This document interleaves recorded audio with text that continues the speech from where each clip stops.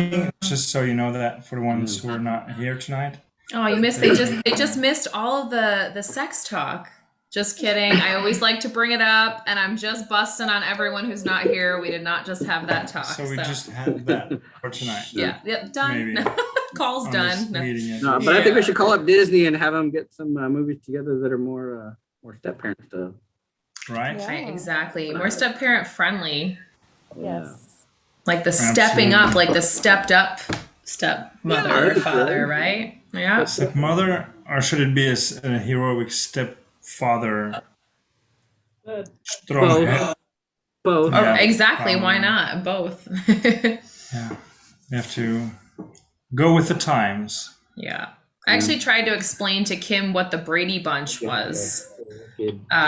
Because I was like, well, there's the stepfather and stepmother because they both had 3 kids of the same gender and then they got together and then there's 6 all in one house and crazy combo. And how funny it was, like a huge show, I think in the 70s or so. Yeah.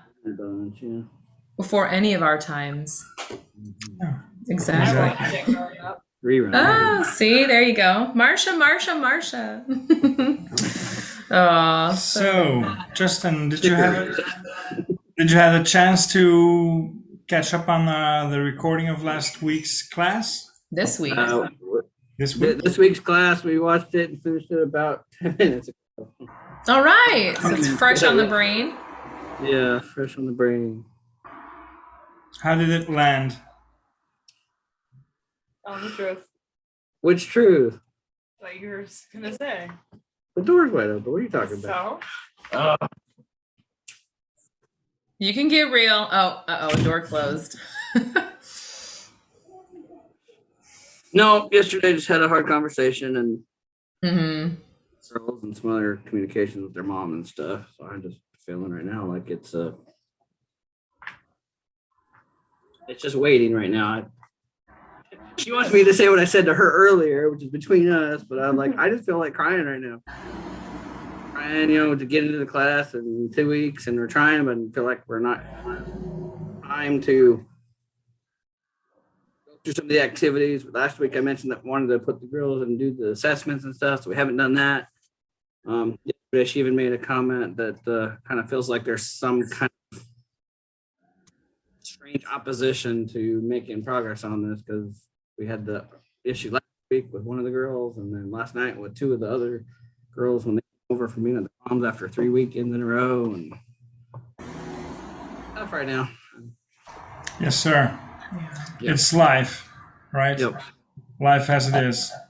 That's why we also didn't want any of you to pin down on any timeline. Yes, in an ideal situation, about 4 weeks.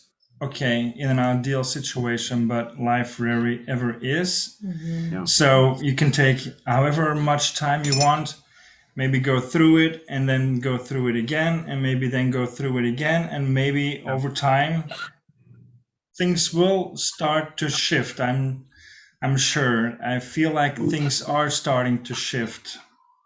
Yeah. Even having a harsh conversation Yeah. could be a first start. Because Yeah, at least well- you're communicating. Yeah. Trying anyways. I don't know. I guess going through the assessment that we did, the Smith things that comes to mind was like, so the assessment had me in a realm quadrant, and I think it was mentioned in the video that sometimes you kind of drift over to some of the other ones, authoritarian or whatever. Yeah, absolutely. I think Angela thinks I'm passive a lot, but then on the other side, I'm asking myself, are there the moments where I'm more authoritarian, and that's what pushes the girls, or they feel like is not what they want in the parent style? So I don't know. Just And when you say the girls, do you mean all of the girls, or do you mean your girls, or is there? I usually refer to the twins as the Yeah, there's the girls Girls are and the there's three, the twins, right? right. Yeah. Okay, I got that distinction. Thank you. Okay. Yeah. It's Uh, hard. I mean, the stuff we're talking about it's challenging, and it's in the midst of your family. It's in the midst of so much change and so much. And I think what's hard is a lot of these assessments really, the good thing is that it makes you aware. The bad thing is it makes you aware. So you can't, it's almost like you can't go back, right? It's, Yeah. okay, so now I know this about myself, or now I know this about my spouse. And, it can be overwhelming at first, but we hope that ultimately that it brings this awareness so that both of you now have like a common ground almost to talk about. And again, like come to know yourself better so that you can then, of course, come together with your partner better, hopefully, and figure out a way that you guys can navigate moving forward. But it does take time. Yeah. I guess I was for some, I guess, feedback into it. Maybe it's just part of. I didn't catch anything into the slide deck there that had anything to do with the people changing, I guess, in a sense, but meaning myself, my ex were essentially a religious culture thing going on. And then Angela and I have that now where my ex kind of diverted. She went in a different direction. Her culture, her mindset just shifted. That was part of our issue. That's part of the issue now. And that's definitely part of the issue. The girls are having that dichotomy, the right word. They're split. Like I've been growing up for 50, all this was what, 15 when went through the divorce. And for the last several years, it's been going over to her mom's, and it's a different mindset than when she grew up thinking. And so it's like her culture shifted, and then obviously that's her mom's culture now, which is in opposition to the way I was raised, the way Angela was raised, the way we were raised in our family when we were still married. And it's, I don't know, I think it's got the girls at a point of, I got one of them says she's atheist now. So the polar opposites that her culture is now, not that that's what it was we grew up with, but what it is now versus where I'm at. So I feel like I haven't left my place from, what I was taught, what I grew up with, my parents, in fact, my grandparents, my current in-laws were all in the same place, and she went, and the girls are definitely feeling. We went through some pretty tough stuff as I was trying to encourage them to still go to church and come with us, and now they just say, "Oh, well, we go to church." So. Yeah, that's hard. And that obviously bothers you. It's a big thing. Yeah. Yeah. That's okay. No worries. So, bigger challenges I think that we're facing is the clean parenting direction. So, but like I said, I don't know. Going back to the authoritarian piece, seems like a simple thing to say, "Hey, we're going to the park today." Turned into they came to the park, but later they're telling me that they didn't want to go to the park, and they weren't going to tell me no because they know how I would react if they said no, kind of thing. And I'm like, am I really like that? So Yeah, you get pushed in positions where you don't want to be, where it's you're not really you, but your kids put you there. They force you into doing certain things, saying certain things. And would you then force them to go with you? To church? Is that what you're asking? Or to the park? Well, to the park, I kind of, we have a construction project in the kitchen. We'll have to share some pictures with y'all. But they were at a point where there were fumes. I'm like, okay, let's get outside. Let's do something. And, thinking, it's dinner time. So we're going to go out, get something, go to the park. I would have force them to go to the park, but at the same time, I don't know what other plans they could have made in that moment to get out of the house. Yeah. I'm blocked out of the house while we go to the park for a few hours. Mhm. But, they didn't ask. The only thing they can kind of tend to throw in my face is we could have gone to our mom's, like, been at your mom's last 3 weekends and spent some time with us, but Mhm. so. Have you ever thought of allowing that to happen, the girls staying at their moms if they, because I know what we see a lot in step families is when the kids turn to be teenagers, it's a very emotional time, and they don't necessarily want to do what they want, and no teenager wants to be told what to do, I think. And have you ever thought about just allowing the girls to stay at their moms even if it is your weekend? There's been some times where we've kind of let them go over there either to get help from her from some of the schoolwork type stuff, or been, Like we're gonna go hiking, they're being rats. So. yeah, there's been a couple times where we had an activity they didn't want to go, and so we're like, fine, Yeah. she's gonna be willing to or available to do something with you there that way. Yeah. But yeah, it's just one of the bigger things that hurts when they don't want to be here. Yeah. So, Of course. I Yeah. don't want It's to take hard. up all the time, so No, No. that's okay, man. This is, you guys are in need right now. That's what we're here for, and I know everyone on this call right now is a Christian, and I think we all, need to just share in this together. And this is what we love about that we're able to do this live with you guys, so we can really hear where you guys are. And there's going to be mountaintop moments, and there's going to be valleys, and you guys, are in a crisis right now, and that's okay. Like we want to hear so we can best hopefully support you guys, and sometimes I think it just helps to talk it out, to just hear yourself even say it and admit it out loud, and then hopefully we can help encourage you guys, and figure out a way to help you guys navigate and move forward together. We kind of experience the same religion problem Big time. ish Yeah. with Shy, and then me, and then Billy and her mom. Them being rather scientifical, and there is no such thing as a God, and we wanting Billy to come to church with us on a Sunday morning. So, how would you suggest? How do you cope with that? Yeah.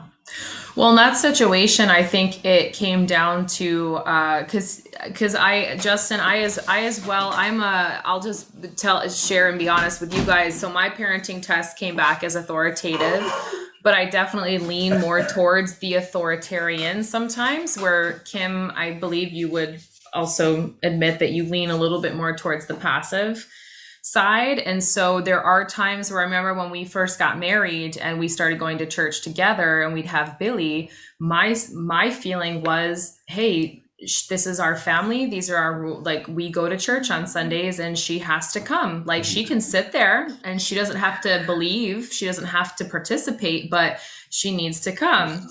And so in the beginning, we did that. In the beginning, she would come. Well, I think more than that, but she would sit in the auditorium with us in the sanctuary. And unfortunately, she couldn't really understand what was going on because she didn't understand English. But all that to say, then it transitioned to where her mom had a really hard time with it. Her mom was really not supportive of her going to church. And so we basically, I think, decided, okay, then Billy, you can go to your mom's, even on our weekends, you can go to your mom's on the church days so you guys can be together. And then when Billy was here living with us full time, we ended up actually allowing her to stay home by herself. Because we knew that our faith goes with us everywhere, and we knew, okay, well, we're going to live out our faith here in the house, and she doesn't have to believe. This year she actually even dabbled a little bit in like witchcraft beliefs, and I was freaking out a little bit, and she was like praying to the moon god off the balcony and had a spell book. And Oh my God. I don't even know if you knew that. I forgot about But that it was shit. funny. But what he just said, I don't know if you guys heard, he goes, I forgot about that shit, because truly it was a phase. And, you know, so the only thing I can encourage you, he's Yeah. like, what? I mean, and, you know, like Kim's mom is also very kind of spiritually open. So she actually bought Billy a magic book. And I'm like, oh my gosh, no, you know, my little heart, I'm like, no, we don't need to encourage this. But at the end of the day, I think what was really amazing is that with Billy, like creating conversations about like, why are you atheist, or why are you praying to a moon god? It was funny, it created a conversation about prayer and what is prayer. And you know, she's very anti kind of that Christian mindset, because a lot of that has to do with the culture and her mom. But all I can say, if I can encourage you guys, is that, like anything with teenagers, you know, Justin, how your girls feel right now, it doesn't mean that they're going to feel that way next week, next month, or next year. You know, I think that it has to break your heart, because you raised them one way, and your faith is the most personal thing I can imagine to you, as it is for me. And you know, when you have these values and beliefs that navigate your life, I'm sure it's also navigated your parenting. So I can imagine it's got to feel really overwhelming.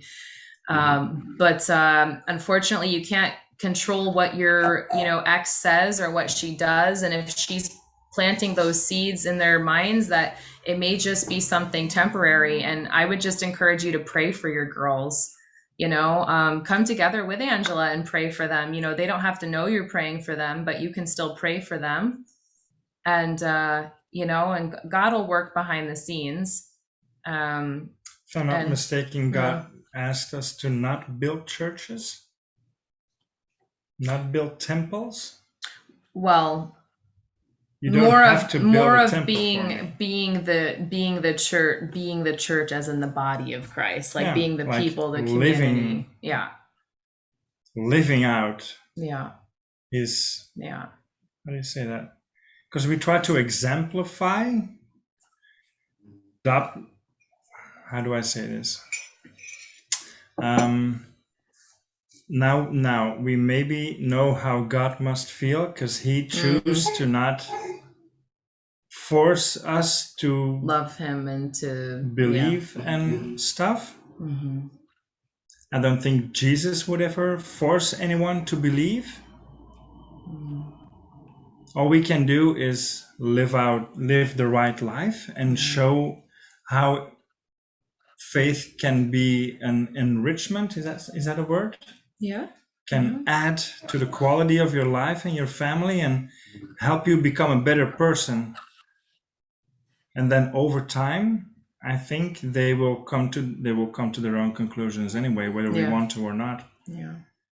But that's something that we try to adopt. Yeah. Justin, if I can ask, do you feel that you and Angela as well, you feel free to answer, do you feel like you guys are on the same page as far as I'm trying to think of what I'm trying to say, but as far as like the faith aspect in your house, like, do you feel like you guys are able to communicate on what the expectations are for the girls in the house? No. You like expectations in general, or expectations on the religion, expectations for Religion. Let's just religion. We'll pinpoint a topic on religion and faith. I don't know really how to answer that. I think the twins understand that we go to church and we believe, and they have stood up to the girls a couple times of, you know, they're not being forced, but they go because it's how they were raised and they love it and they want to go. Yeah. So, I mean, there is the expectation, there's the love that the twins have, the religion. But there is the struggle of almost the other, especially the other older two, judging the twins or feeling like they have to teach Mhm. the twins, The, to, like, the true path or that true, yeah. the true path or bring them out of the bubble, Yeah. and I'm like, they're not in a bubble. Yeah. Yeah. I think you know how that Life feels. outside. Yeah. So Yeah. so I feel like they feel judged by the girls and almost mocked. Is Mhm. probably a very good. Yeah. They get mocked, especially by the oldest, quite a bit. Yeah. Yeah. It is hard. I think you guys are in such a challenging situation because you do have, Justin, your three girls that come back and forth, but then you do have three young little ladies, especially the twins that are there full time. And, I think that especially when it comes to religion and faith, something we talked about this week and we're going to speak about this week with step parenting is we've realized through our own situation, but a lot of research we've read with different studies and things that having your own set of like your house rules and expectations that especially the twins and little Evelyn and you and Angela can stand upon then. I think is going to be very important for you guys, of course, moving forward. And then when your girls are there, it's a challenge because I know that it sounds like there's maybe a little bit of different expectations for them. And, I know Angela's concern was maybe what your girls are saying to the twins and things, but, ultimately you can't control what, people say or think. I think, all you can really do is just continue to love them through it and then maybe discuss with Angela, perhaps if it's getting to be a point where it's really becoming overwhelming and detrimental to the twins and the women that you're 24/7 caring for in your house, you might have to maybe discuss some kind of consequences. I don't know how intense it is, but if your older girls are bullying the other girls in the house, at some point, maybe it'd be good if you and Angela can come to a point of saying, okay, if this continues, like what kind of consequences or disciplines are appropriate so that we make sure that your girls also know, like, hey, you can believe what you want, but there's a certain level of respect that you have to show us and your sisters, your stepsisters in the house. And if you don't, this is the consequences. Excuse me for a minute. Is there anything you wanted to add to that? So much. Yeah. But I feel like we've been talking for a long time. I know. Yeah. I appreciate it. I kind of felt like some of these thoughts did tie in with the parent style topic for today, and I don't know. I guess it's going to be interesting because I kind of feel like things are flipped a little bit. I always thought that the step parent would be the harder part, and that's kind of the position. But for myself, I feel like the parenting side is the more challenging one because I've got such an opposing point of view with their mom. Now that I'm having it feels easier with the twins. It doesn't. Yeah. Hey, that's a good thing. That's a good thing. Don't forget that. That's a win. From a step parenting standpoint, that's a win, right? Yeah, Yeah, it absolutely. is. It is. Yeah. It's a little sneak peek in next week's class, but that's a very, very huge determinant to an overall blended family success is your relationship with your stepchildren. So celebrate that. It is little things. I can imagine your daddy heart. Of course, you can't forget about what's going on with your biological girls, of course. But you guys have so many challenges. But we want to make sure you celebrate what you're overcoming or the things that you guys do have and the solid foundation. And at this point, I think I can at least be grateful. And I think you both have said so too, that Angela's ex isn't in the picture. It sounds like that's been really healthy for everyone involved. And I, Some stress too. yeah, and hopefully alleviate some stress. Yeah. That would add a The girls are there all the time. dynamic, but yeah. Right. Well, true. Yeah. Well, and I wanna make sure we do continue to talk about this, but just know that we're gonna just transition a little bit into the rest of the Q&A. But Justin, I love May I this. have one more question? Oh yeah, sorry. Are you Justin? He has That's okay Kim with has you? one more question. Sorry. Okay. Yeah. When your teenage daughters would say certain stuff, it looks like, it feels like it hurts you. Am I correct? Yes. Yes. May I ask you why you allow them to hurt you? Like take it personal, or Yeah. Well, I guess I look at it as the failure. No, I feel like it's my failure. I guess what it is, and like I said, it's so ironic for me to feel like, I didn't teach you to be mean. I told you to be polite, say please and thank you, and all these things, and then they just act like one of them yesterday said something, and it was along the lines of like, thank you for stuff that you're supposed to provide for us, like meals and whatnot. I'm like, so Yep. it's just there's a significant attitude there that I'm like, I don't know where that comes from, and I feel like I've failed them in some way of that I'm not prepared. My oldest is going to be a senior in high school next year, and I'm like, she's not ready.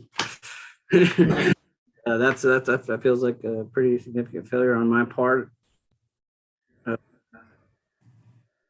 That I haven't yet come to terms with, I guess. I feel like she's making choices, but I feel like I haven't prepared her to make the right one somehow. So anyway. So yeah, I internalize it, and Angela would say I shut down sometimes because of those things, and it does hurt just from the point of a failure. So You do know that raising kids never will be a perfect endeavor. yeah, No one single person will ever be perfect. There will always be something, and of course, a divorce and all that. With that, you never wanted that for your kids. Mm-hmm. I don't think you chose this path, neither. you're trying to make the best of it. But try not to hold on to the mistakes you've made in the past. The mistakes you failed. Okay, I failed as a dad. I've made mistakes.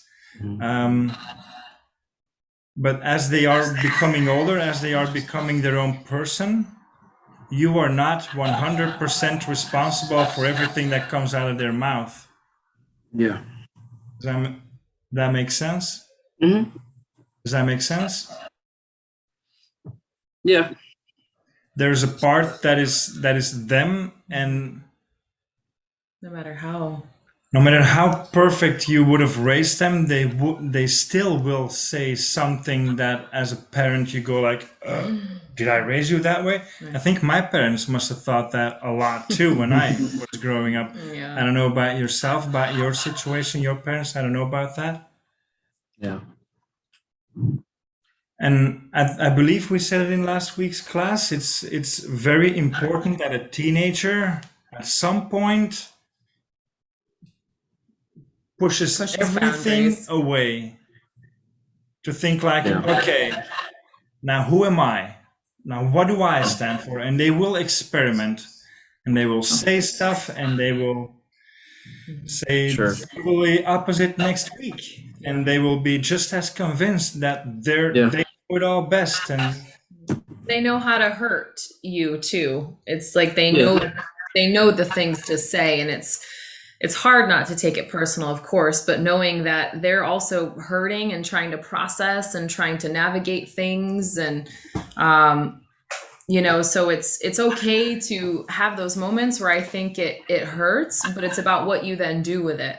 Like I'm so thankful that you're being so open and honest with us. Absolutely. I think that's going to be really healthy for you.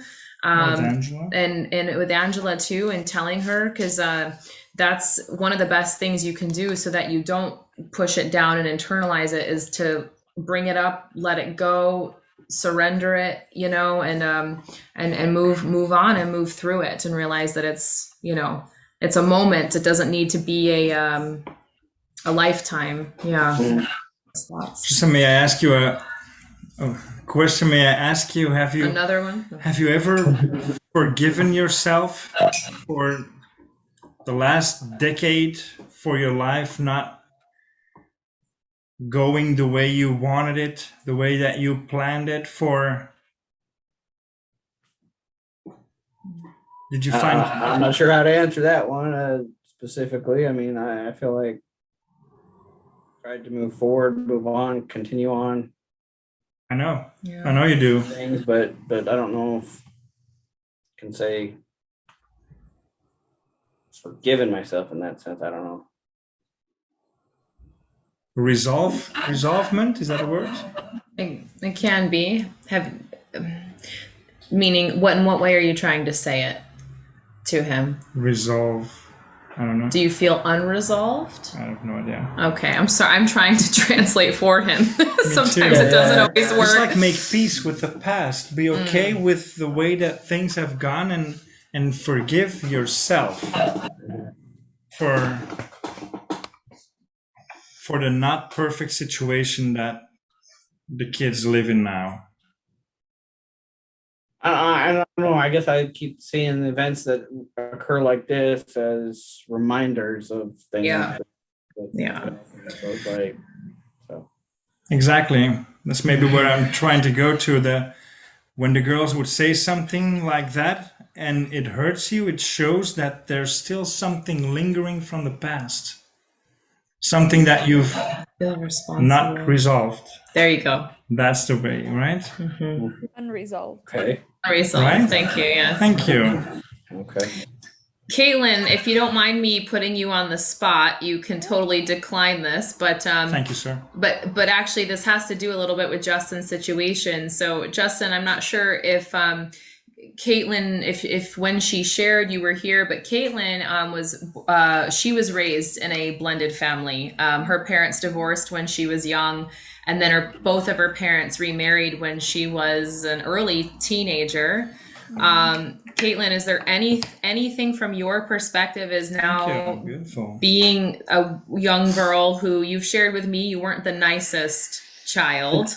So I feel like Justin maybe could benefit from your perspective for what his girls are going through. Is there anything you'd like to share? Yeah, I mean, it is interesting because I didn't realize that so much of like these topics would bring up memories and thoughts of how I grew up or how I was as a child. And I've not experienced being a parent of teens. Like my one stepson is 7, so Yeah, you got some time. Yeah.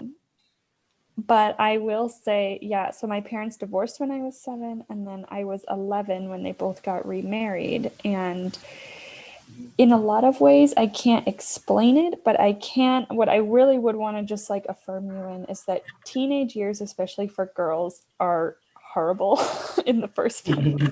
It's not easy. Even if you have great friends, even if you are not getting yourself in trouble, I still just feel like there's so much that you don't know about yourself. And then you throw in for example, for your girls, 2 household situations that they more or less have no control over.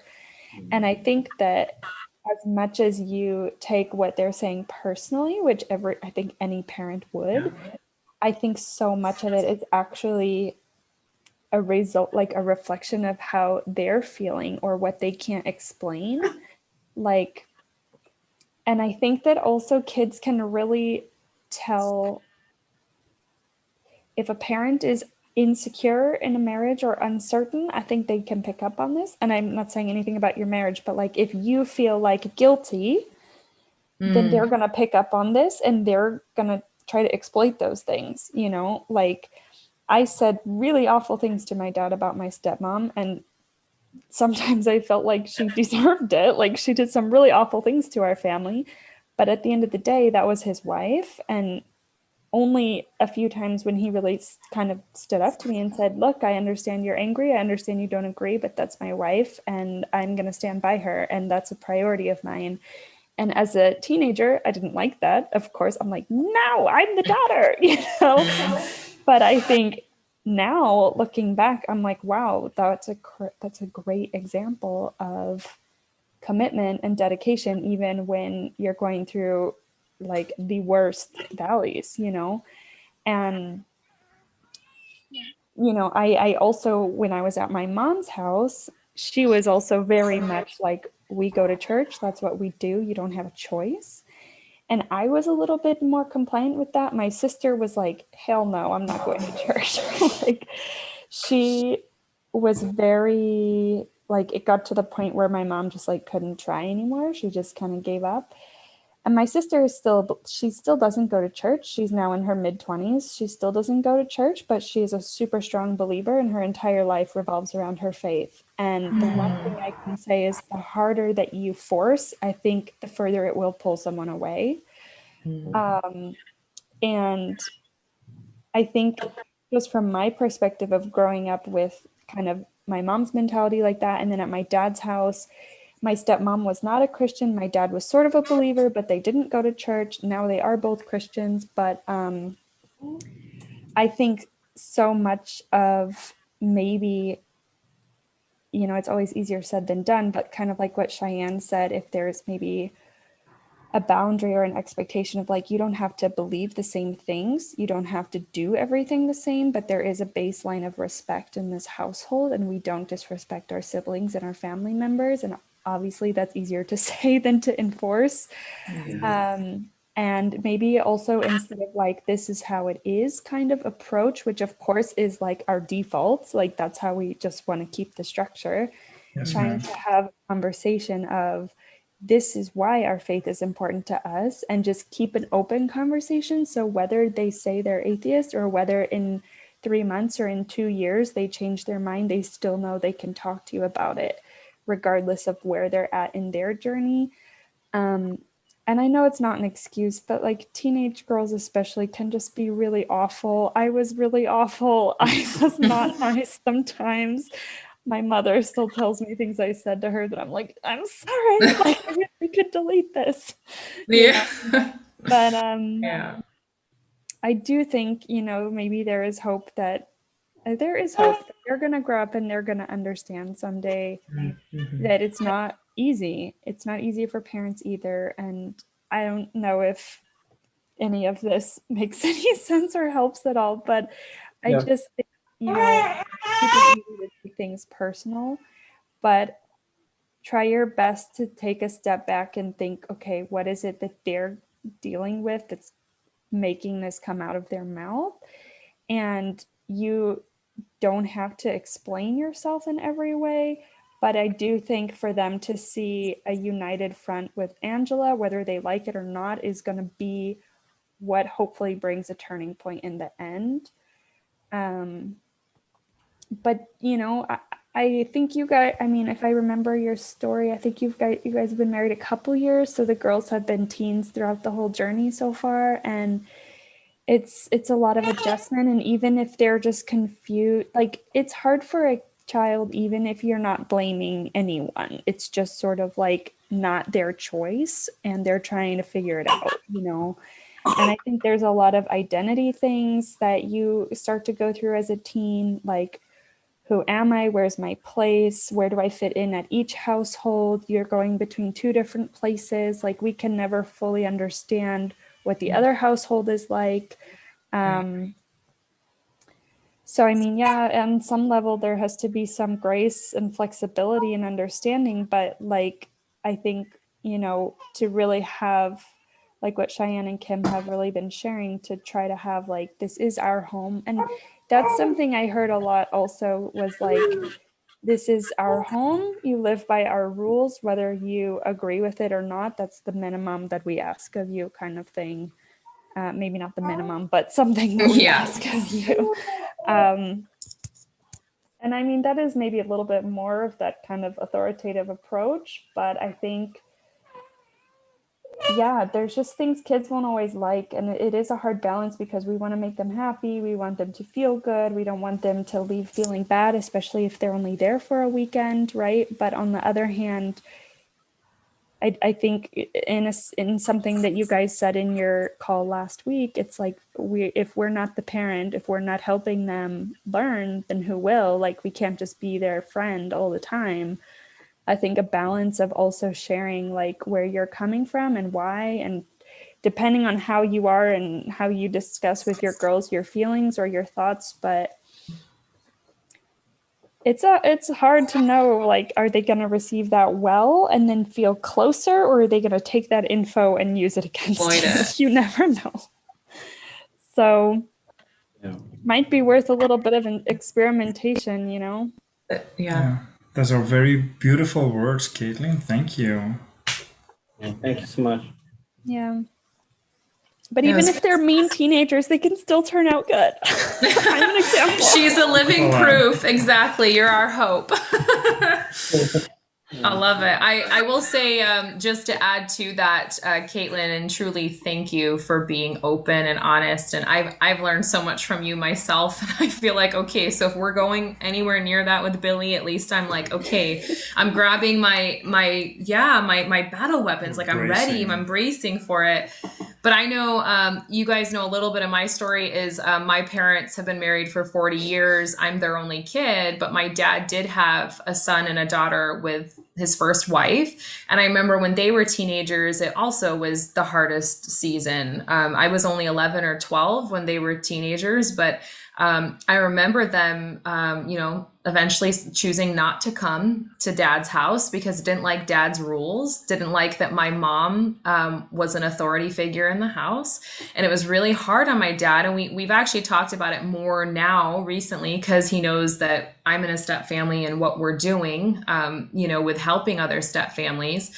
But it's funny because I also remember something Caitlin said, Justin, that maybe you and Angela can take home with you and spend some time talking over was, I'll never forget the few moments that my dad also stepped up for my mom with my brother and sister and said, hey, this is my wife. You will not disrespect her. I love you guys. You will always be my kids, but she is my wife and I love her and you guys need to respect her. And if you can't, then you cannot come to our home. We love you, but this is where like we draw the line.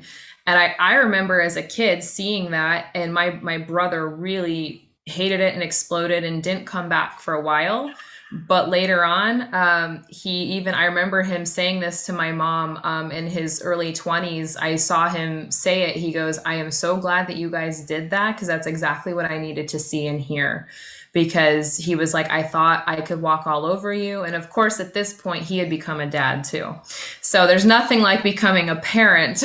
That's really is a big teacher for us all, right? But that was a huge moment that I remember watching through kind of like an Evelyn's eyes. I was the kid between the two new parents. And I know Evelyn's too young right now to see what's going on, but she is going to grow up, and I know you guys want to give her that strong foundation and raise in a healthy, happy home, and you can, and there'll be, like Kim said, some heartaches and some sorrow and some places, some times where you maybe do feel a little hopeless, but at the end, it's like if you continue to love and to share that love with them, that is what will speak louder,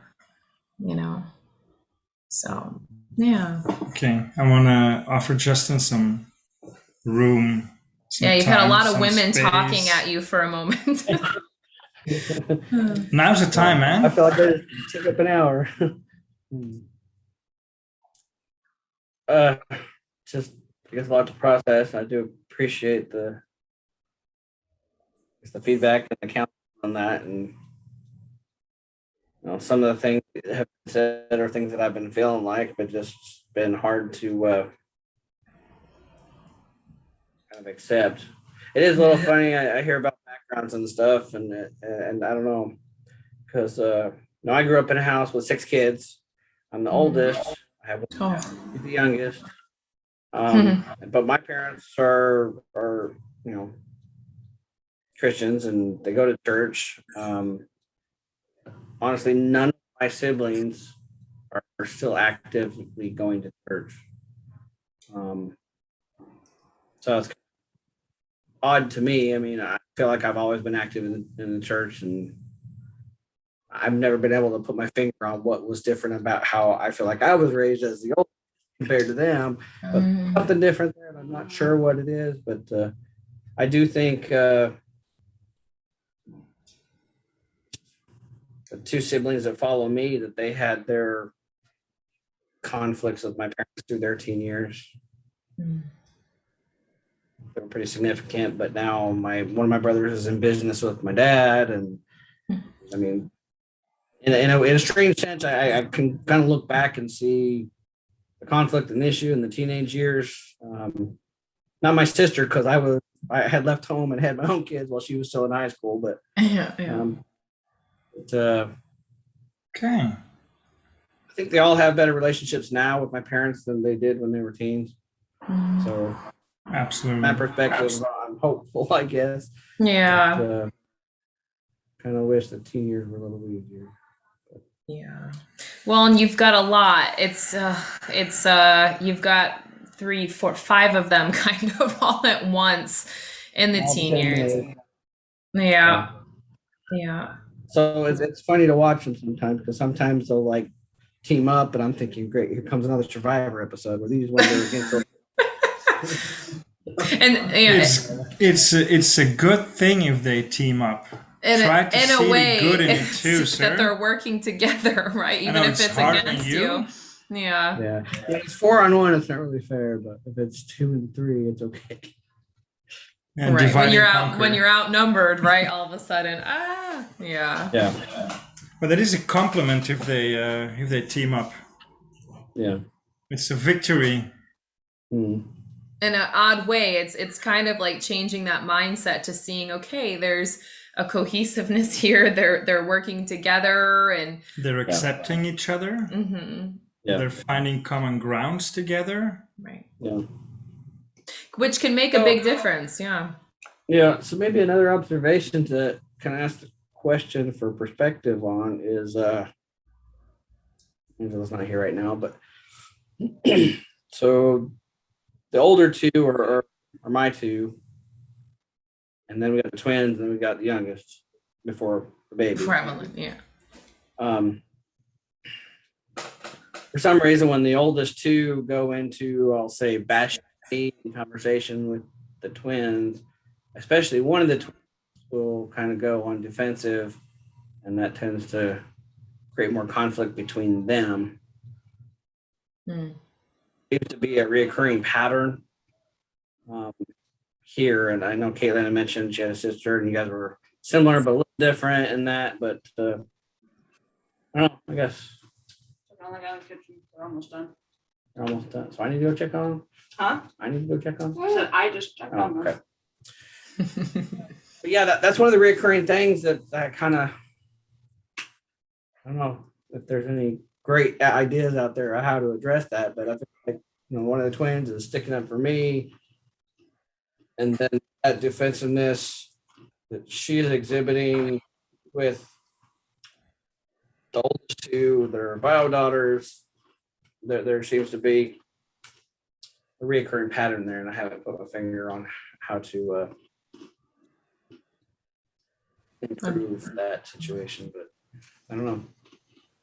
I think it's really amazing if your stepdaughters are sticking up for you. It shows that they really respect you and see you as part of their family and household. And another thing is that they're going to grow up and see you as more or less their father figure if their bio dad is not as involved. Mm-hmm. And I'm completely speaking. He's not involved. It's meaning So the girls, their only father is Justin. He's the full-time dad. Okay. for Yeah. them. So, I mean, they're gonna grow up like having all of these teenage, young adult memories as you being the male figure, and that's really beautiful. And they need that. And I'm completely guessing here, but I don't know, like, I don't know as much how much time your bio daughters are there, or um, how that relationship looks exactly. But there also could be some jealousy going on where you're not with them full time, but the twins are. Yes. And that might be a completely unspoken thing. They might not want them to be close to you because they're jealous. They might be trying to kind of get in those cracks a little bit. And Yeah. the only thing I can really think of to maybe help that is if your girls somehow are, I'm not saying they're lacking this, but like maybe they're feeling like they need more affirmation or they need more quality time or something that makes them feel, I'm just really kind of jumping in the dark here, but with the That's attacking thing, it could be coming from a place of insecurity on their end. yeah, that's an interesting thought. Like I said, we thought about maybe doing the assessment with the girls, and maybe they're just in a place that I don't understand because we haven't done that before. I do know when Evelyn was born that there were some jealousy things there with the three, especially. Yeah. Especially the oldest. I don't think she's even held her yet. Okay. And she's 4 months. So yeah, thank you. Gives me thought on we need to help them understand some things that they're not getting by however I'm speaking I'm not speaking the right language maybe. So I think there's also a level of, it's like when my parents remarried, there were no more children added to the family. It was only stepchildren. I think there is another level of when children between the new marriage are coming, that it's also maybe there's a subconscious thing with kids where they feel like, oh, my mom has moved on, my dad has moved on, they're finding a different family or whatever. And whether they've said that or not, it could be a little bit of them feeling like, oh, dad's moving into like a new life. And they can't really understand yet that it's supposed to be all together, Yeah. And so just that reassurance that like we're all in this together, there's not one child that's more important than the other. It's very hard, I know. yeah, it's a good thought. Thank you. Very true. Very true. What I was thinking too, to add off of to what Caitlin is saying, is it could be a perspective, Justin, that maybe your girls have a hard time seeing the twins defend you because they may feel like, well, he's our dad, he's not your dad. That feeling of kind of like what Caitlin said, maybe that feeling of being replaced. And it is a beautiful, I think we as adults can see the beauty in it, that like, wow, that shows that the twins really feel so strongly for you. And I'm sure for them, as I know a little bit of your background, I'm sure for them, it's probably more like they know what it's like to not have a father, to not have a strong father, like to have a loving father. So when they see your girls attacking you, they're probably like, hey, whoa, like appreciate him. I can only imagine, because your twins, I know too, really want to make sure that your family stays together because they've already gone through a brokenness. This is like their new chance at a new family. And yet your girls may see them maybe as a threat to their family, because where the twins gained something, I feel like your girls may feel like they lost something, that they lost that time with you. So it's just that the girls are probably coming at it from a different perspective. And something I would definitely second what Caitlin said is doing your best to try to talk to your girls as much as possible individually. I know Angela had shared one time you try to do daddy-daughter dates. I know that's a challenge when you have 5 and you're only one man. Right, yeah. Gotta cycle through all of them. Yeah. Yeah. And that's a challenge. I'm sure there is that cohesiveness that you have with the twins that maybe you're losing a little bit with your bio girls, just simply because during these years you are having more time with the twins and they are used to you being their constant, where your girls are, because the situation going back and forth. And Right. I think it's more important there to try to get on that same page and try to communicate with them as much as possible. Yeah. Okay. Is there anything you wanted to say? So much. All right. Well, it's a lot, I know, for you to digest and a lot to think on. And, by no means you need to have the answers. By no means do you have to have a plan of action when you leave here tonight. It's like, it's something that you and Angela can talk on later. And we're always here. I know you're very busy, but anytime you can reach out to us and use us as that resource. I think what's beautiful is in this process, we're all getting to know each other. Everybody, all the families are helping each other out. Caitlin, I feel like you were like co-coach right there, but it's because God is really redeeming your story. I feel he's using your challenging childhood to bless another family, to help give Justin perspective, give us perspective as well. And Justin, you also, just by sharing your story, I think you're really sharing the heart of a father. Yeah. You're really, what you're saying is also what I've heard come out of Kim's heart and mouth, and probably what you've also heard Luis go through in certain situations as well, Caitlin. So this is good. It's good. This is what we're here for. Okay. Yeah, and it's amazing that you're sharing so openly and trusting us. So thank you. Yes, ma'am. I missed stuff, huh? Yeah, you missed a lot. It's recording. Don't worry. We've got it all here.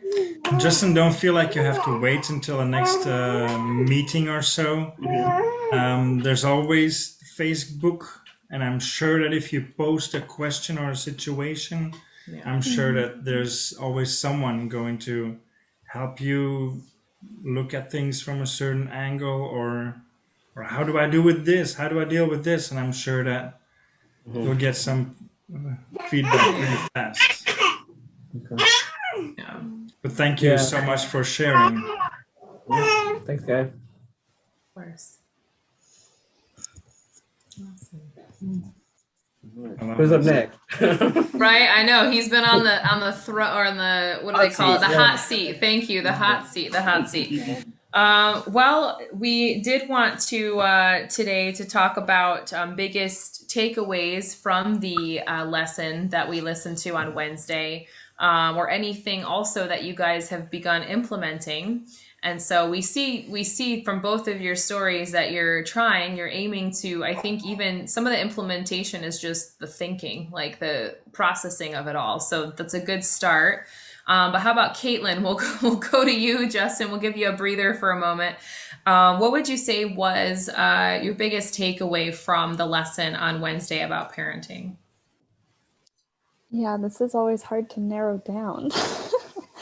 I would say one thing that really, it felt like it was the overarching theme of the whole court or the whole class, but I felt like for me, even though we haven't delved into the step parenting class yet, and even though we haven't talked about maybe the differences, for me, just the overarching statement of you cannot marry someone that has children and expect to not automatically be in the parenting role, because I think for me, I'm still in my late 20s. I don't have a child of my own. So it was I feel kind of caretaking and nurturing comes very naturally to me, but I had never done it myself or known the emotional attachment maybe so much to a child.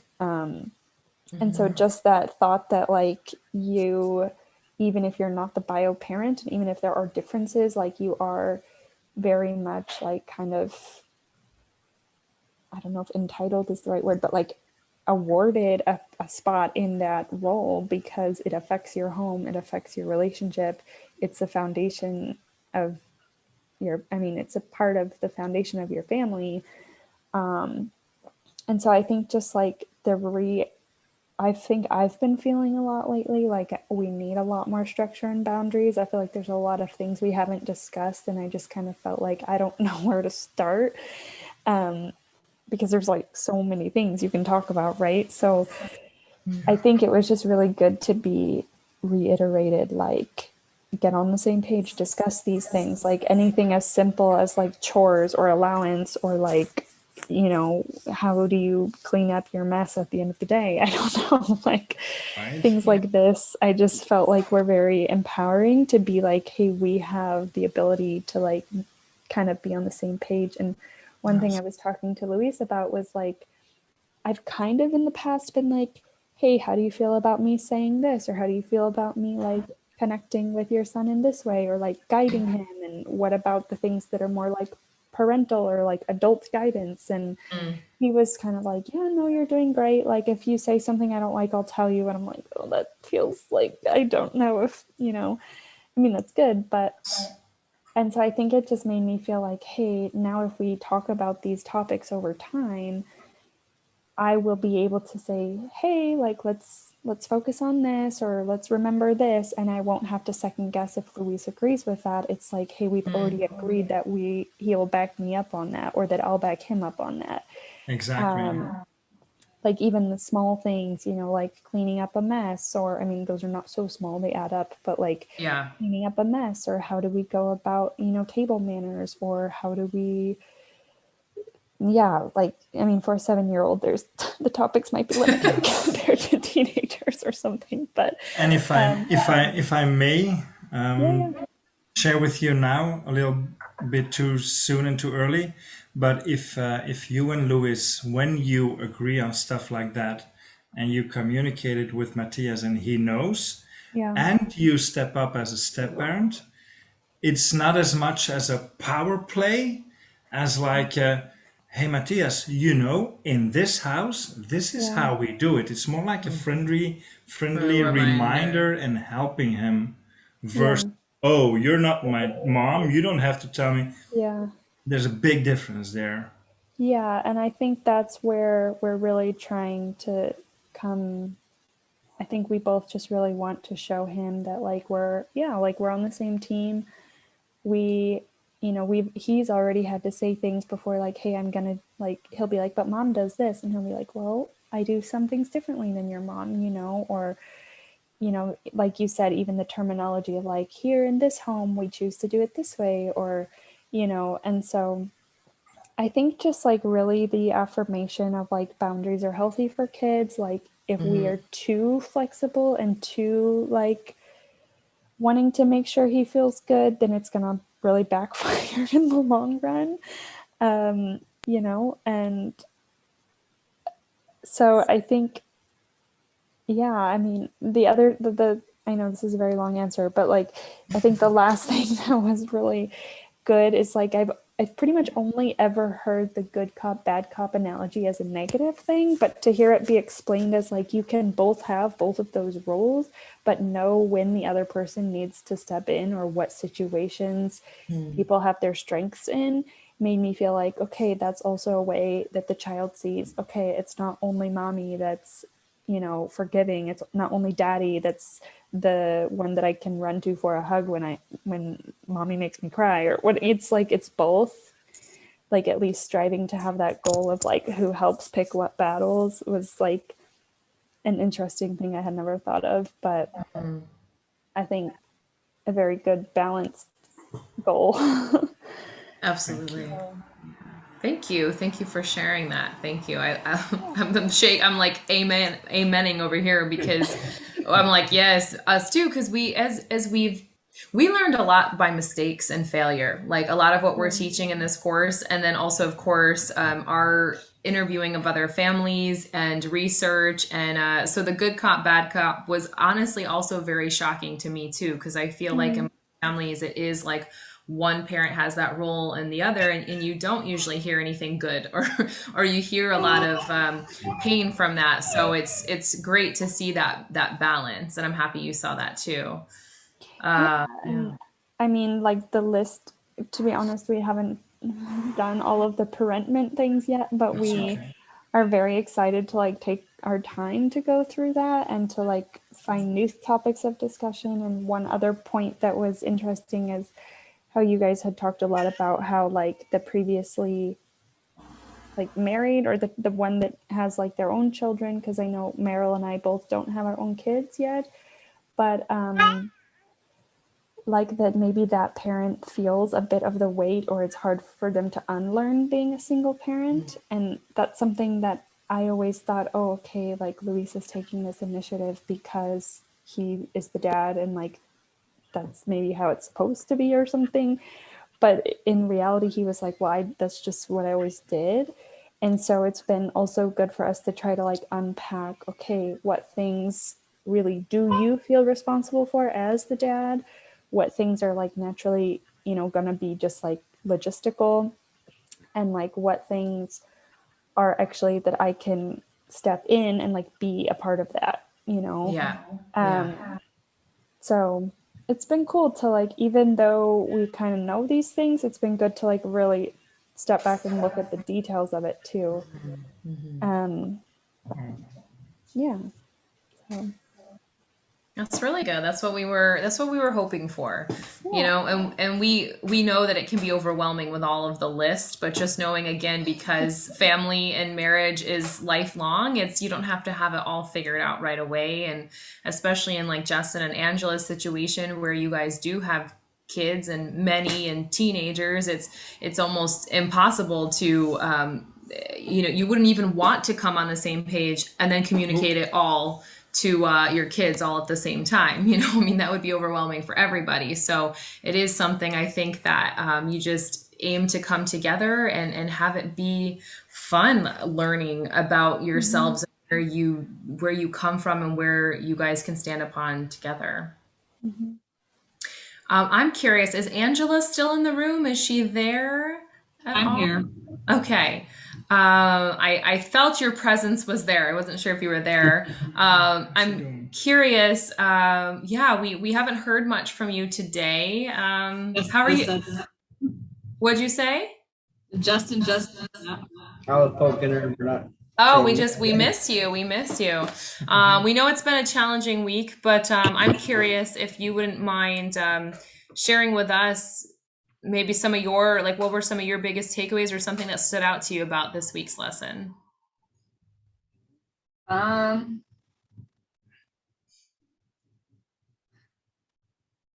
me, it's the idea of our parenting style. Just trying to figure out the balance between us, and even how that has to be a balance between his ex. We are both authoritarian or authoritative. Okay.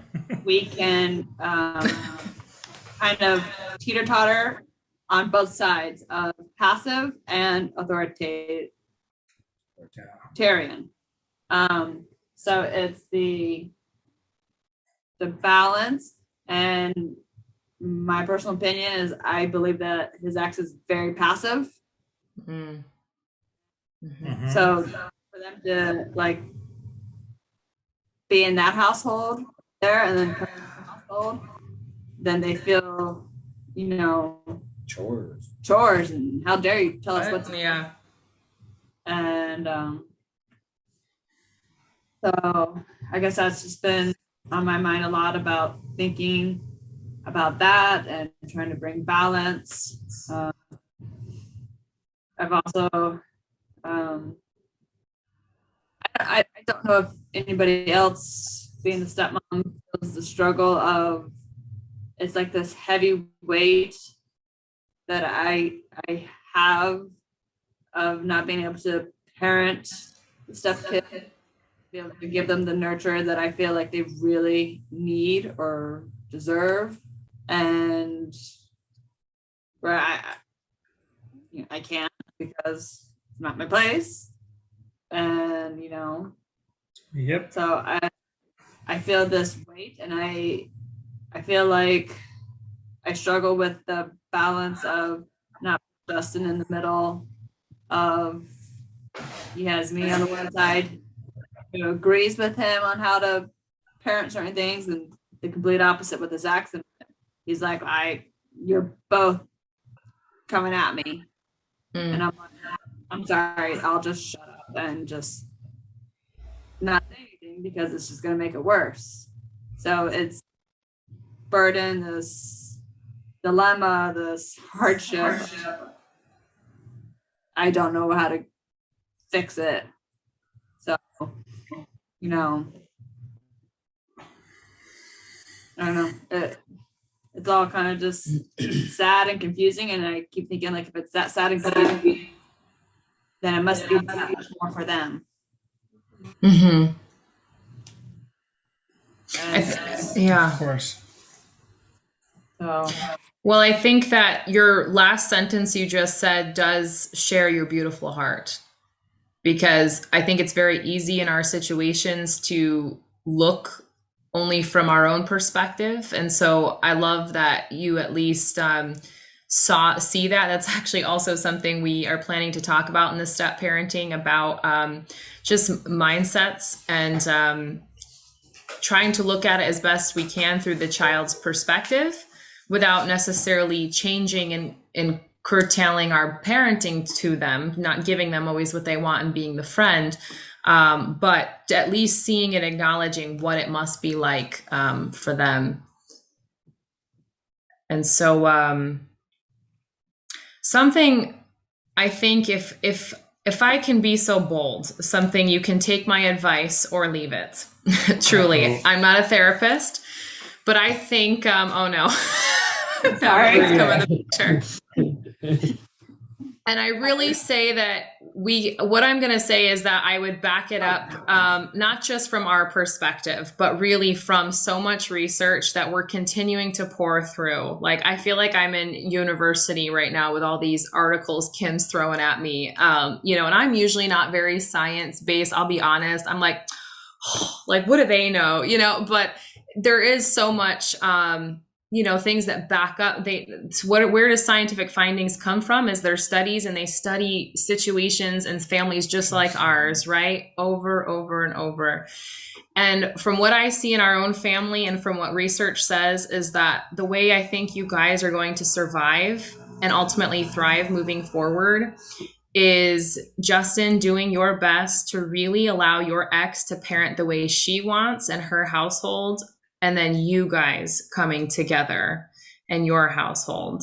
Because what I'm hearing, Angela, is that you care so much for Justin. I know you love him out of this world. You're her man, and you love him so much. I know you don't want to add more chaos on his plate, as you're saying and seeing it. But I actually think by you being silent is going to kill the both of your relationship over time. It's going to, you won't be able to speak in your own house how you feel. And eventually Justin will feel that. It'll come out, I'm sure, in many ways. And ultimately, Justin, your ex-wife is and will always be the mother of your children, but she's no longer your wife. And she may have a hard time realizing that and seeing that, and may make you feel that you owe her all these things. But at the end of the day, you don't. And she may use your girls against you, and it is a manipulative, crazy process. She will. And she'll use that against you. And all I can say is that I want to see you guys make it. I want to see you guys thrive and move forward. And I think the best thing you guys can do is draw up some boundaries with your ex and let her parent the way she wants. There's nothing you can do to control how she parents, how passive she is at her house. All you guys can do is control what happens in your house when the girls are there and when they're not there, and do the best that you guys can to come on that same page and communicate that to the girls. Because if the girls have if they think that you're going to try to parent them the same way, and that their mom can try to control and control your household, they're going to take that and run with it. And they'll have that expectation, and that things are going to be the same, where the only way they're going to know that things are different is if you guys come on that same page and communicate that to them. And it's probably going to get worse before it gets better. Yeah, I feel like that's what they're doing. You know, Yeah. they're with this whole, oh, mom told you this is parents and you're gonna do it the way she does it. And I'm like, nope, no, I'm not. Neither is your dad. Yeah.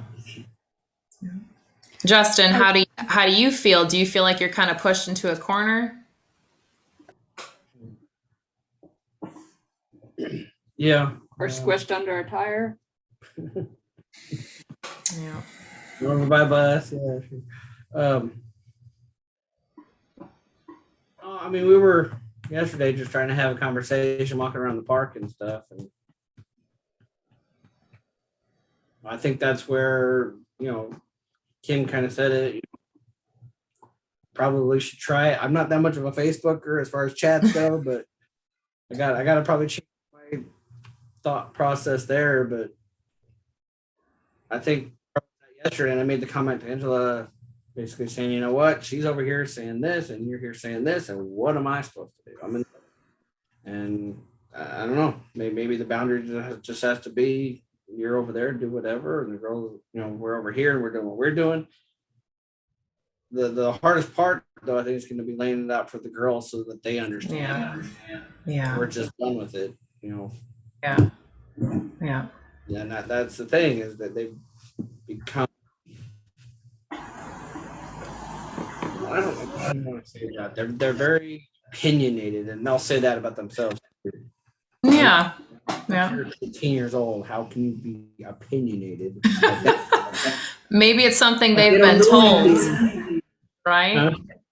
Maybe Yeah. it's something they've heard somewhere. Maybe their mom Yeah. has said you're opinionated, so kids take on that role, right, from what they're told.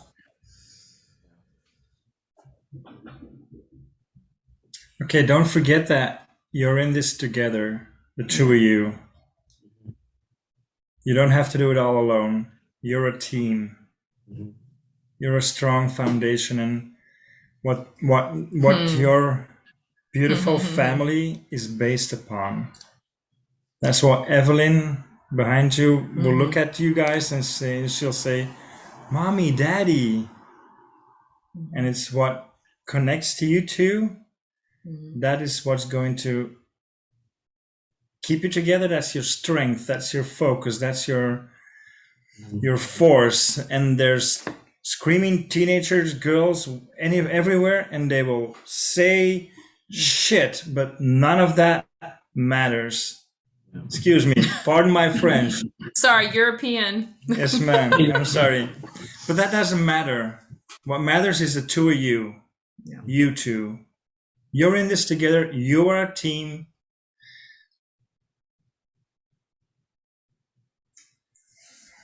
Hey, I said some blunt things. I think you can say it too. What are you thinking? And that's what matters. The rest will follow. As long as they feel that they can say stuff and it hurts you, I think that's their power trip. When the day comes that stops, when they know, like, oh, my dad, I can say whatever, and just up in here, out there, and he's hugging his beautiful wife, and that's when they will. You don't have to be harsh. You don't have to yell at them. You don't have to put boundaries. I don't believe that you have to. I do think that when something changes in you, they will know. They will feel it. That's beautiful.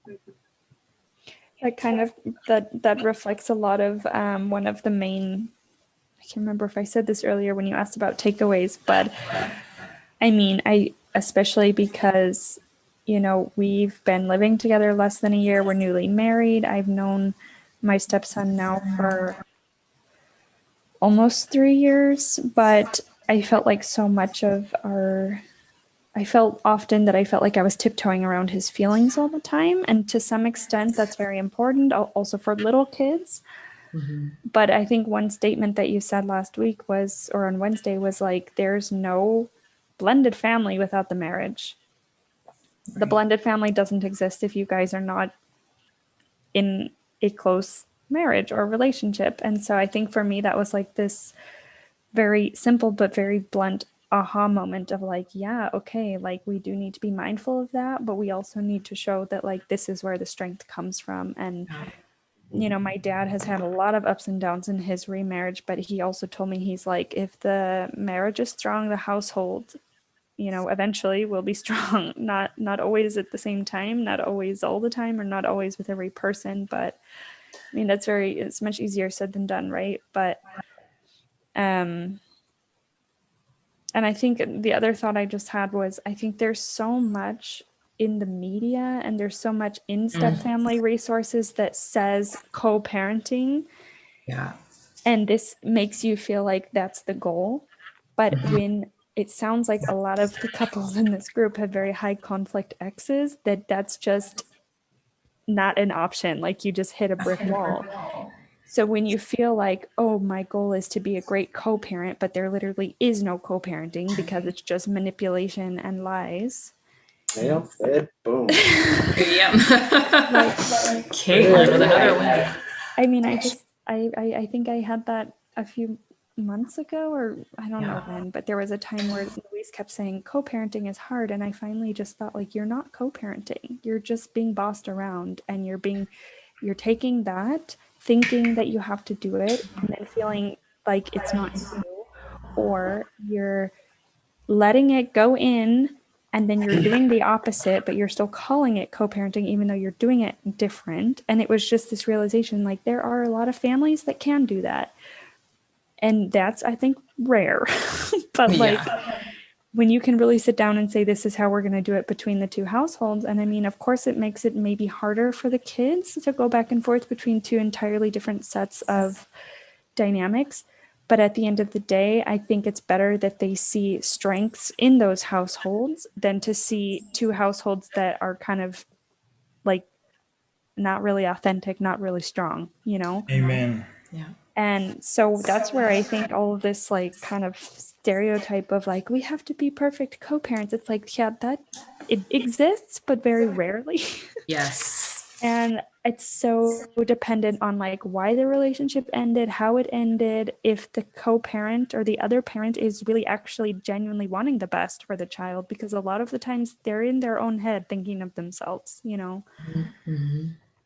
And so I thought of that because if that's maybe where you guys are at, where you feel like, oh, I don't want conflict with my ex. I mean, yeah, nobody does. But on the other hand, to say this is not working for our kids and this is where the boundary is, and I'll respect you in regards to decisions about health or education or whatever, like the things that really should be kind of like, okay, that's a discussion topic, but not like parenting styles, not like how long do they get to take a shower in the morning? Like that stuff doesn't matter, you know?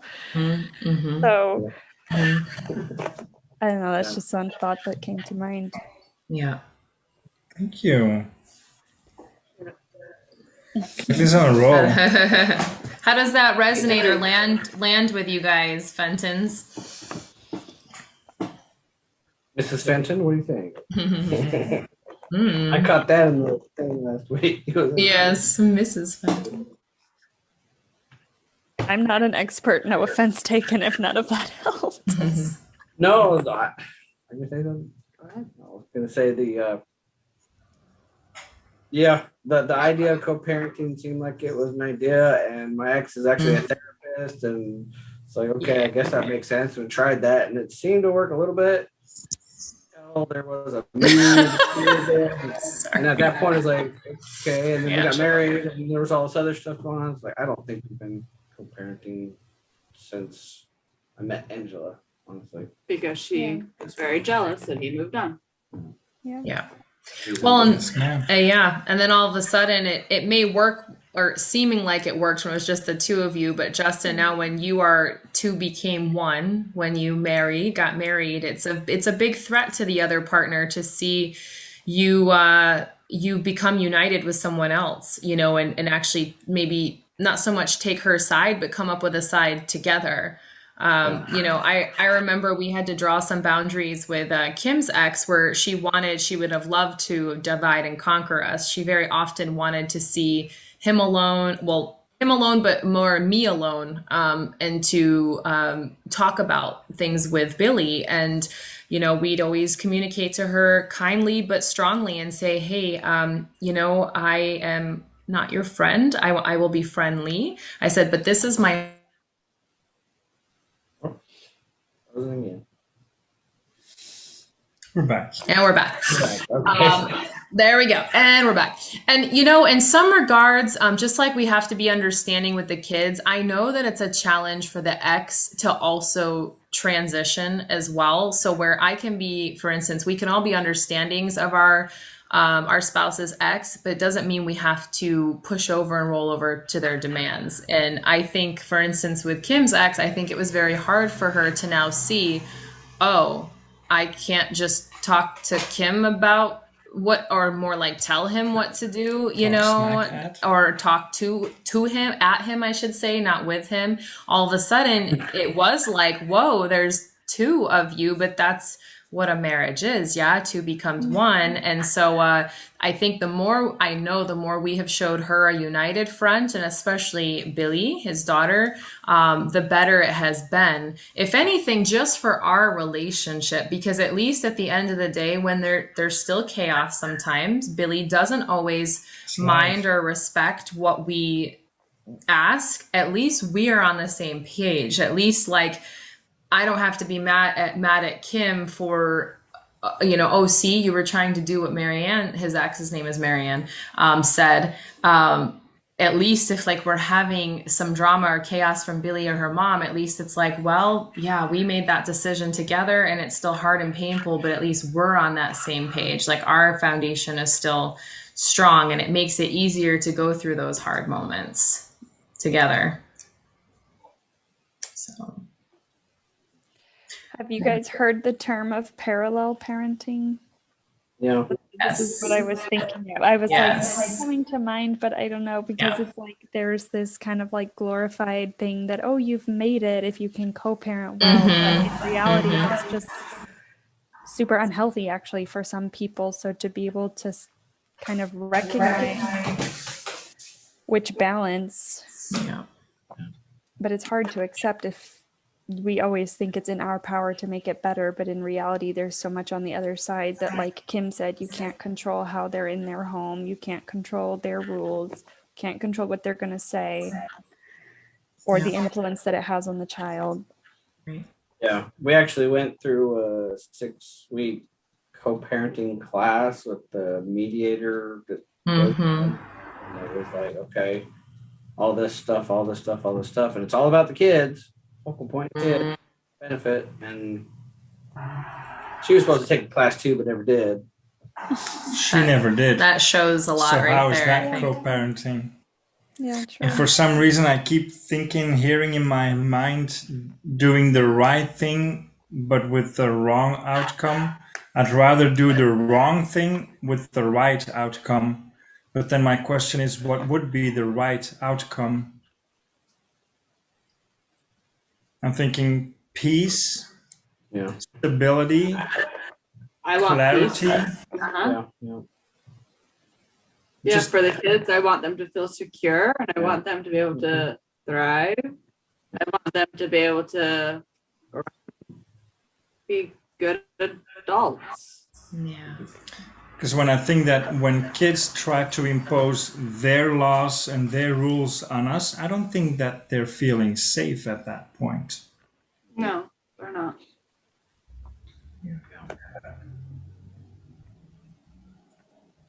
Yeah. I did have a question though on one of the quizzes we took. Mm-hmm. The 365 one, or I think that's what it was called. The parenting style test, Mhm. where it said, so we both came out with the perfect parent syndrome. What's the scale? Me too. And it's a scale, Yeah. and I'm higher than Justin. Same here. You're higher than me? No, you're higher. Oh, than me. no. I was like, no, you're not. The woman, Um, the mommy is It's a higher. scale of perfect parenting syndrome. So I'm Right. trying to. Actually, no, it's saying who is more the perfect parent, I think. I'm just No. kidding. No. Who has a syndrome? So now it's kind You of got to read my description. probably. So it's got me thinking of, yes, I have really, really high standards. Yeah. That's beautiful. And Did I'm that- like, Yeah. it's going to be this way and no other way. Mm. And I catch myself being frustrated at him or the kids. And I'm like, I just got to breathe and realize like X, Y, or Z. But I don't know that. I guess I want more information on this perfect parent syndrome. Like, does that mean that Well, this was the You're one. where you could doomed. pay- This is the one where you could pay like $7 Yeah. and get the. It means that you have a beautiful heart. Yeah. You can buy the whole by your personalized? personalized report. Yeah, don't bother. Oh, okay. No, man. It just means that you have a beautiful heart, beautiful soul, and a very beautiful intention. Did that surprise you? Did that surprise you that those results came up? Oh, they're frozen. Oh, okay. You're not frozen though. Like behind the scenes. It's always Maybe- like 1 out of the 3. Right? Yeah. Or maybe they're just really thinking about that question. Like, Did What did it she really say? surprise me? right? I guess. Caitlin, are you getting something out of these conversations tonight? Yeah. It's There. Oh, there they are. Thank you. It was funny. You guys were frozen and we were having our own little side combo. Like, are they there? Are we they can not? hear you. Oh, you Oh. can That's hear the us. funny How part funny. always. Yeah. Oh, you guys had really curious looks on. We didn't hear you, ma'am. I'm sorry there. So basically, I was asking, did it surprise you, that result? Well, taking the quiz, I was like, all these options on that question aren't exactly how I would handle the situation at all. And then so trying to pick one that's like close enough to it Yeah. and then like getting the result. And it wasn't until I actually read it and I was like, oh, okay. I'm like, I don't know if So, it's a yeah. good thing, it's a bad thing. I don't know. So that's a drawback of taking a test like that. It's never what you would do. So please take that into consideration with the number that they are presenting you. Absolutely. Yeah. But I don't know. It's very interesting and Thank you. That's that's okay. what got me thinking. Yeah, I think also, Angela, like what I felt was that like when I was taking the quiz, it was like such extremes in the answers that I'm like, well, of course I would never just like leave my kid at the police station or something, you know. It's like sometimes there was like really, Yeah. and so it's like I think it's sometimes it's like what's the ideal, even if the ideal is not always realistic, but I was not at all expecting the title of the quiz to be called Perfect Parent Syndrome. Like I felt like that wasn't maybe the best title. Like I felt like it could have been more like, oh, based on your answers, you're more like giving your kids responsibility or you're more nurturing or whatever. But like the title was, I mean, I think that's what also confused me is I'm like, what does this title mean? What is Perfect Parent Syndrome? I actually like tried to Google it. You did? No. Okay. I mean, yeah, but it's I think more so kind of like what you said. It's like, where do we fall on the scale of our hopes of our parenting efforts or outcomes? What standard do we hold ourselves to, and how are we Yeah. doing when we don't achieve that ideal? That's realistic kind of thing. I find myself conflicted feeling knowing what the correct answer would be, but do I always do that? No. Yourself, No. even, you mean, like living Yeah. out that example. Yeah, Yeah. taking the test. Yeah, but I know something you were talking, we were reflecting even ourselves over these tests this week. And I think you were saying, well, because so much of parenting, it's not so much always what you say, it's what you do and how you reflect. And you brought up a point where you were like, well, kids really learn so much from what you say, or sorry, from what you do yourself. So it's like, would you yourself actually do this, you know, or have I said it this way?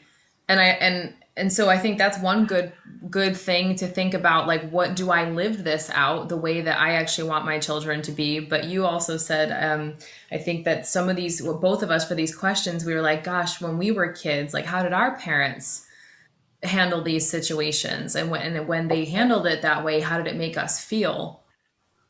You know, kind of putting us more in that perspective of the teen or the child again versus where we're all now at as an adult and a parent's mindset too. Good point. Yeah. Is that an answer to your question? Probably not. It gives me more to think about, and Yeah. Even more. Right. We're women. We're used to multitasking a lot, I think, and thinking on things. Yeah, but thinking is only one thing. Of course. Well, the next would be doing. Can also be something as a too much. Yeah. And I wouldn't let it define you so much as maybe making you at least aware that maybe two things. One, that maybe you were higher on a scale. I know we're not experts on this scale, like what it actually means, but maybe helping you at least see, maybe you do expect more perfection than you maybe thought, and maybe so let it hopefully help you just create a more of awareness in your day-to-day parenting. But also something that I found really useful from it is the knowledge that Kim scored lower. So it kind of like seeing my partner, seeing like, wow, yeah, he is a little less, not a little less of a perfect parent, but That's he has crazy. that, yeah, or maybe you're a little less critical, or maybe there's an opportunity there that I started thinking over his parenting that I've seen and witnessed in person. And I'm like, yeah, he is a little more easygoing and he is a little less like feeling like he has to be perfect all the time. So what can I learn from him more so that I also don't make myself go crazy thinking I have to be this perfect parent, this perfect image. Where do we make it harder on ourselves than needs to be? Yep. Everywhere. Exactly. All the time. Yes. And that's something we do as stepmoms too. I know, Angela, I think you brought that up tonight about being so hard and critical. And we're going to, again, we're going to launch into that next week with step parenting. But it is hard when you're a parent. It's almost like you feel, what was something we said in that chart when we started the parenting class, like the parents versus the step parenting. And I know something we mentioned that when you're a step parent, you feel like you have to be better than who you are. You have to be like the best because you know that you're already kind of set up to That fail a conditional little love. bit. Because it's more conditional than a child, than an unconditional. And Caitlin, we know you'll experience that someday, Lord willing, that God would bless you guys with a child. It's a different kind of a situation, a different kind of love. And I think that's where we too also have to remind ourselves that we may all also have that perfect stepmother syndrome too, that maybe we're trying to counteract culture so much, and we know that our stepkids are going to exploit us at some point for being their stepmother, not their real mother. So I think it's our duty to give that grace to ourselves and realize we can only do so much. And kind of like we're sharing with Justin, he can only do so much as a dad, and kids are going to think and feel the way they want, and they're going to process and someday learn sometimes on their own too. It's not so easy being in our shoes. You look like you're thinking, you're like deep in thought over there. Well, I guess two things. Yes, ma'am. All right, can you email us the slides to the presentations? Absolutely. Did you not do that? Excuse me. They're on their way, man. And second, thank you for helping Justin process today. Of course. So I can see a difference in you from 2 hours ago. I feel like you seem like you also have like a little bit of a breather. a little bit, yeah. You feel a little bit lighter. Yeah. When he is so weighed down and burdened, I feel like I don't know what to do. Yeah. I think especially when someone has so much on their mind and they feel like they don't even know where to start, it's easy to just like turn inwards and like freeze, you know?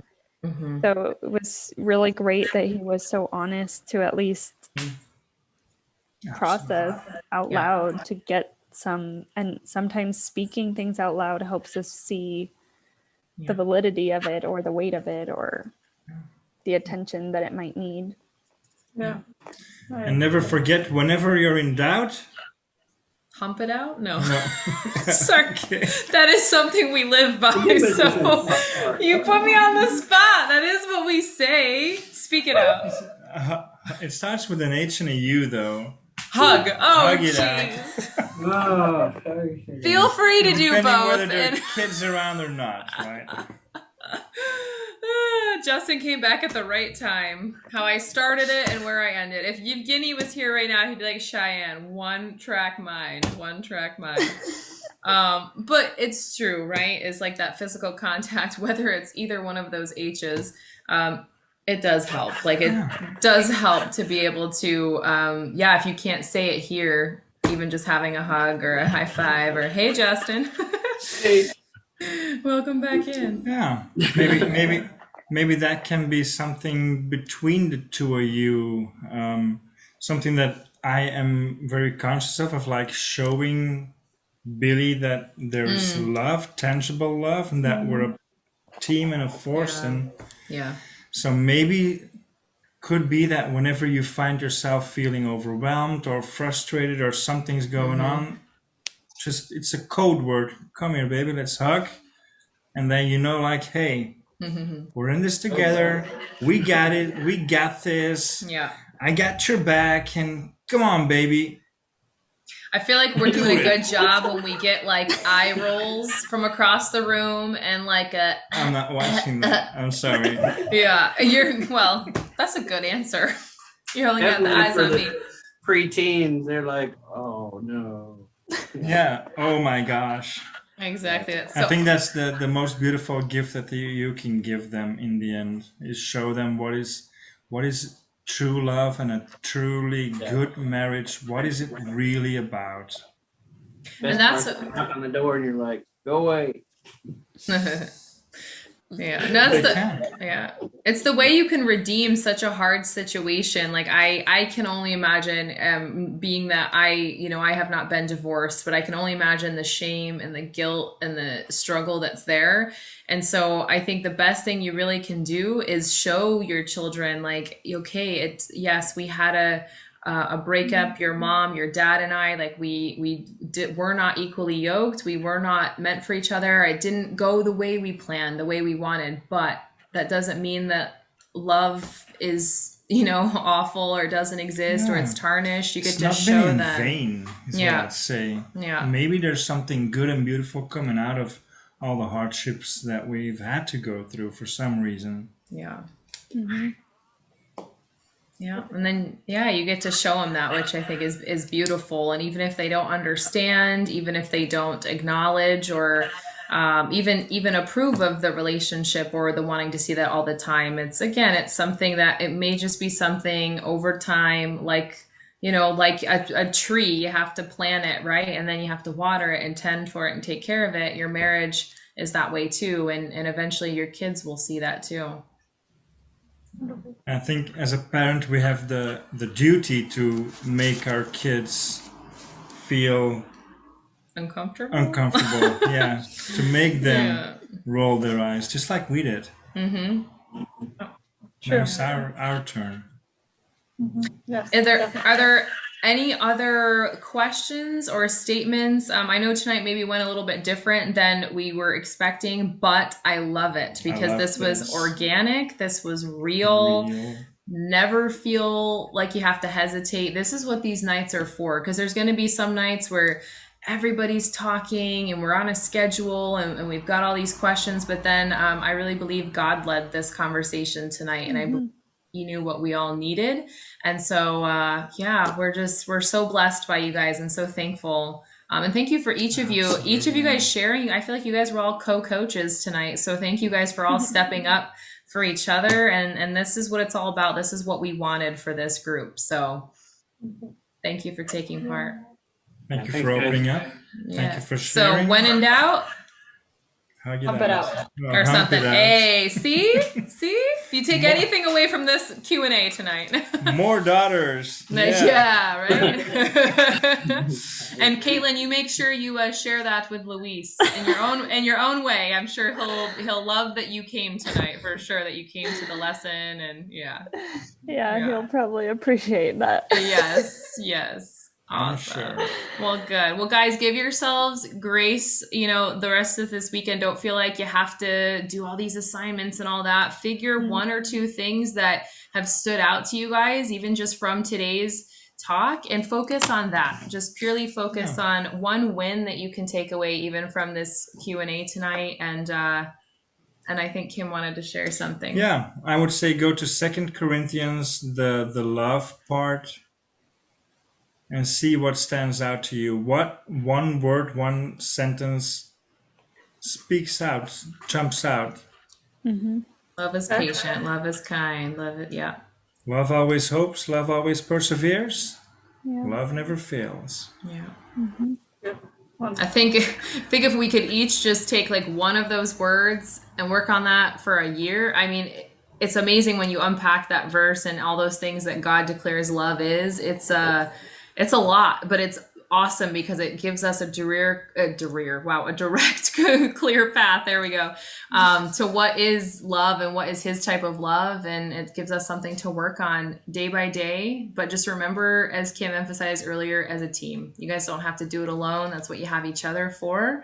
So seek that togetherness, seek coming together more and being united. So Thank you so awesome. much. Of Thank you course, so guys. much. If we could hug you, I would hug it out right now. Group hug. Yes, group hug. Hug your spouse. You guys have a great weekend, and we'll be in touch sometime tomorrow just to prep the week and stuff like that. But this week we'll be going into step parenting, and we love all of our step parents. Everyone except Kim on the call right now is a step parent. So we love you guys, and you really help make our family.